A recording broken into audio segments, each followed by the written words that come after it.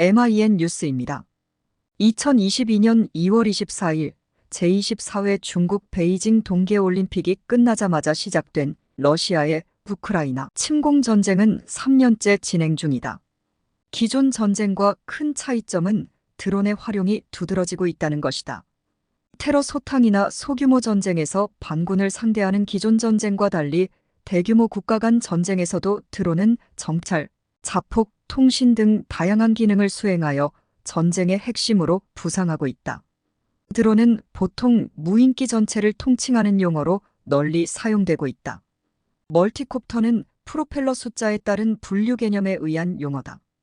드론은 모터, 프로펠러, 배터리를 포함하는 동력 계통과 비행 제어 유닛, 항법 시스템, 통신 시스템을 포함하는 제어 계통과 주 동체, 랜딩 기어를 포함하는 동체 계통으로 구성된다. 특히 무선을 통한 조정을 위해 원격 조정 트랜스미터와 리시버가 필요하다. 드론은 드론 자체의 자세 제어와 비행 제어를 담당하는 자율 비행용 온보드 소프트웨어, 비행 미션 계획을 수립하고 실제 비행하는 것을 모니터링하고 기록하는 소프트웨어가 요구된다. 이를 통해 드론은 자율 비행과 장애물 회피 비행을 실현할 수 있다.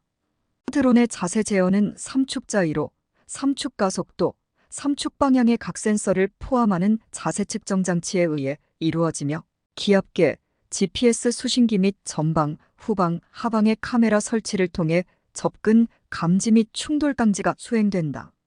지상 장애물뿐 아니라 공중에서 다른 비행체와 충돌 방지 기능을 향상시키기 위해 라이다, 5G 네트워크, 대상물, 인식용 인공지능 등에 대한 연구와 활용이 가속화되고 있다.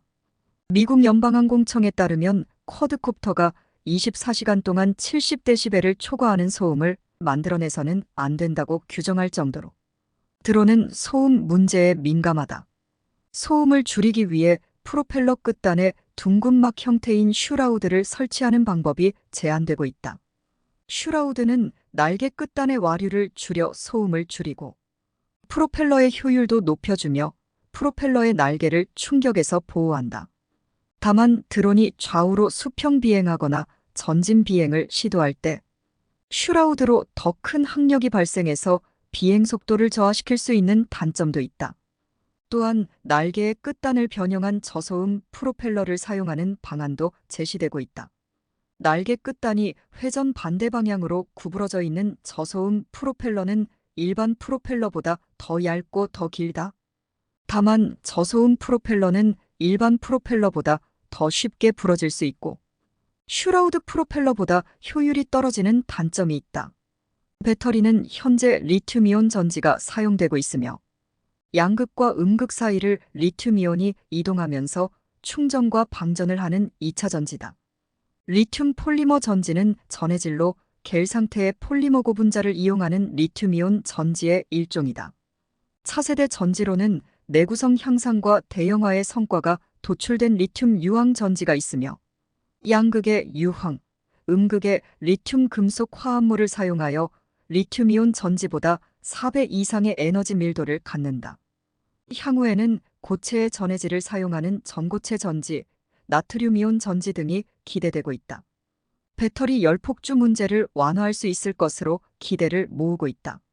드론은 군사용 무기에서부터 건설, 에너지, 물류, 재난구조, 교통관측, 과학연구, 농업, 환경오염 제거, 촬영, 취재, 취미 등 각종 분야로 활동 영역이 사실상 무한대로 넓어졌다. 농업 분야에서는 드론 기체에 관해 거의 확립되어 있으며 농업용으로 커스터마이즈된 드론도 많이 존재하고 있다. 다만 스마트 농업에서 정보 수집을 위해 보다 전문적인 센서를 필요로 한다. 이에 따라 새로운 센서에 의한 새로운 해석 소프트웨어의 요구가 증가하고 있다. 측량 점검 건설 분야에서는 기존의 드론 기체만으로도 거의 조건을 만족시키고 있다. 하지만 라이다나 밀리파 레이더 등의 센서는 기술 발전에 따라 새로운 소프트웨어 알고리즘이나 빅데이터의 후처리, 소프트웨어에 대한 요구 성능이 높아지고 있다. 특히 중량, 용적, 가격 등에 대한 개선이 필요하다. 재해 대응의 수색과 구조 분야는 보다 특수한 기체가 필요하다. 바람이나 기온 등의 날씨 환경에 상관없이 원활한 동작을 위해 보다 튼튼하고 안정된 배터리와 같은 높은 환경 적응성을 필요로 한다.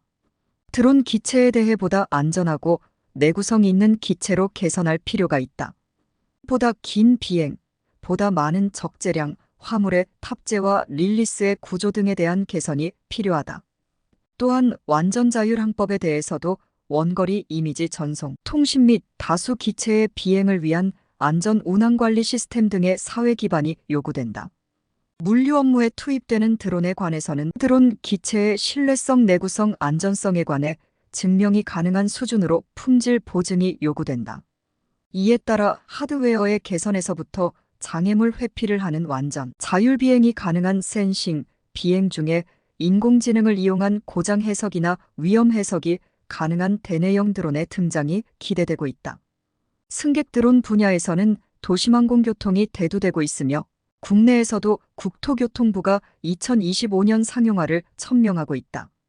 반면에 전기차의 배터리 열폭주 문제가 발생하고 있음에도 그 원인을 명확히 파악하지 못하고 있는 현실을 고려해 볼 때 도심항공교통의 2025년 상용화는 불가능할 것으로 예상된다. 기체의 안전성과 신뢰성에 관련된 연구 개발이 더욱 더 요구되고 있다. 미 항공우주국에서는 2030년대 중반은 되어야 UAM의 상용화가 가능할 것으로 예상하고 있다. 우리나라 국토교통부가 2025년 상용화 목표를 수립했지만 달성 가능성은 낮다. 군사용 드론 분야에서는 기존 고가형 대형 드론이나 단순 정찰 감시 수준에서 벗어나 직접 폭탄을 싣고 타겟을 폭파하는 저가형 공격용 드론뿐 아니라 로켓 엔진을 구비하여 장거리 타격이 가능한 미사일형 자폭 드론까지 개발되고 있다. 국내 대표적인 드론 제조업체로는 LIG넥스1, 대한항공, 성우엔지니어링, 두산모빌리티 이노베이션, 제이시언 시스템, 한화에어로스페이스 등이 있다. 해외 드론 제조업체로는 중국 DJI, 중국 XAG, 미국 스카이디오, 미국 인시추, 미국 엣지 오토나미, 프랑스 페럿, 오스트리아 슈에벨, 독일 퀀텀 시스템 등이 있다. 현재 글로벌 군용 드론 시장은 미국이 주도하고 있지만 민수용 드론은 중국이 선두권에 위치해 있다. 우리나라는 아직 군사용 및 민수용 드론 시장에서 두각을 나타내지 못하고 있는 실정이다. 국토교통부가 2015년 이후 다양한 프로젝트를 추진하고 있지만 괄목할 만한 성과는 없다. 지방자치단체마다 드론 클러스터나 실증센터 등을 구축하고 있지만 활성화되지 않고 있다. 오늘도 즐겁고 행복한 하루 보내시기 바라며 구독과 좋아요 부탁드립니다.